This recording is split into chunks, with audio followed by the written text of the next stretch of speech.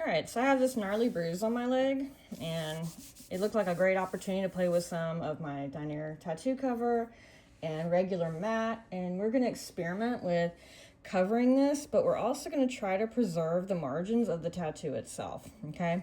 So when we look at this bruise, it's in the process of healing, but you have some really dark purples in here, a little bit of yellow, but it's predominantly that dark purple. And so we're going to work on that first. I've already tested my airbrush and made sure it's clean. Ignore my nails, please. And it is, right? I ran some cleaner through it. I store it upright, so she's, always in the right spot without, welcoming any clogging. So we are going to do a little of the waterproof tattoo cover, and I am pretty pasty, so we're going to go with vanilla. And let me open her up here. Makeup, remember, should always be stored upright with the lid on it. It has a bead in it, so when you put it into your airbrush, you want to do it sideways. Tattoo cover has a little alcohol in it, so you don't want to leave this in your airbrush and come back to it to clean it in a day or something, because it will dry quickly. The reason for that is to allow you for layering. So it does that as part of its purpose, but it also indicates that you need to be mindful of when you clean this thing. So we are going to go about halfway, and let's see what we got. So my little cup's got some color. I feel air coming out. Let's just kind of see what we got here. Starting with the more purple areas first. I'm taking my time. I'm not crazy blasting this, right? So it's very intentional.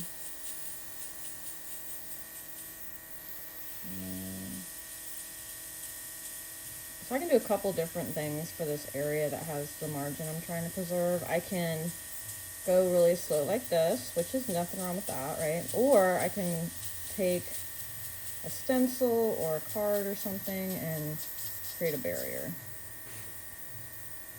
So now I'm going to use the air to dry it in between as well. And I can take a Q-tip dipped in cleaner later and trace back any area that I do not want this on. So if I got it into the tattoo itself, I can do that. So I'm going to back up a little. I get more coverage, right?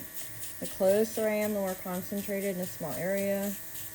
And notice that I'm just taking my time with this. And now I'm going to turn the air up to full blast and just dry it. Okay. And the skin was well prepped. It was clean. It was dry. Didn't have hair, all crazy hair everywhere, even though it's winter. But now that I'm pretty dry, I'm gonna do my air back down. So if I'm looking at the dial, it is around 12 o'clock, okay? And I'm just gonna touch it, nothing's coming off. Let's do a little more.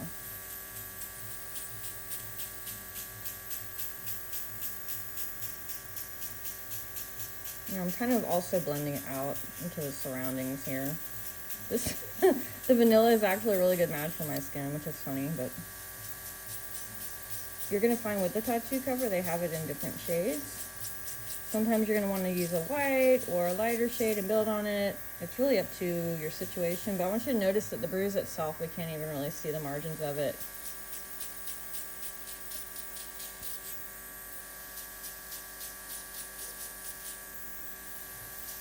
I'm going to get right here. Very slow and controlled, but look at how precise I can be, which is really nice, right? And then I'm going to back up to cover a larger area. Right here I want. Okay, and then let's do this layer. So now we're going to do the air.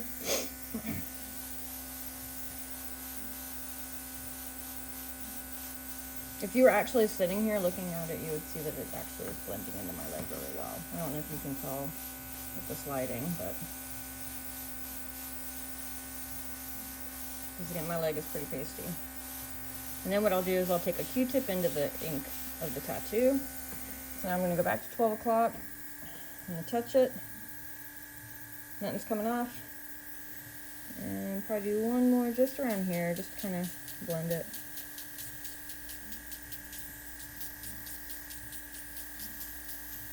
And go up a little more. I'm going to do about 2 o'clock now.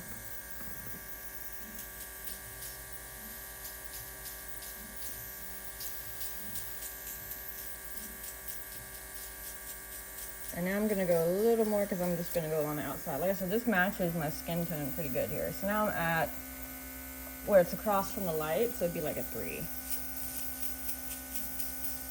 And I'm just kind of going around the margins of it and blending it a little bit, but it is covered. Like there's no bruise here now. And it matches my skin.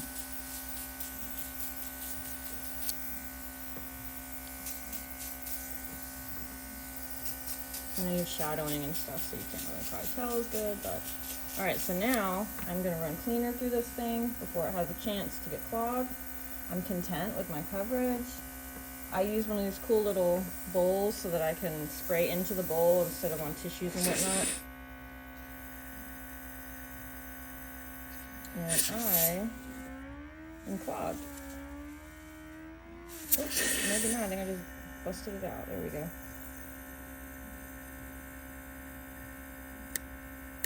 Alright, so I will clean that in a second, but I want to go back now and show you what I'm going to do about the areas that I airbrushed on the tattoo itself. Alright, so now I just have some cleaner and a Q-tip, and I'm just going to real carefully just kind of go over the sections of it that I did not want the color on.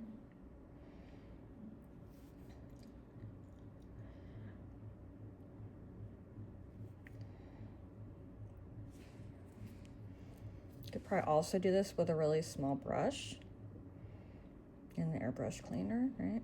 But look at how it's, and this is a useful technique if you get it on areas you did not intend it to go, right? So depending on what you're working on.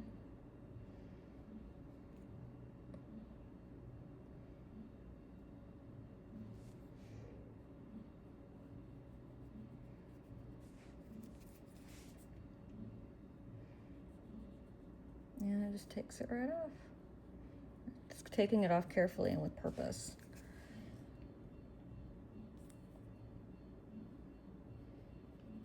So that is how you cover a bruise without covering your tattoo. I hope you guys enjoyed that. I hope my bruise was beneficial.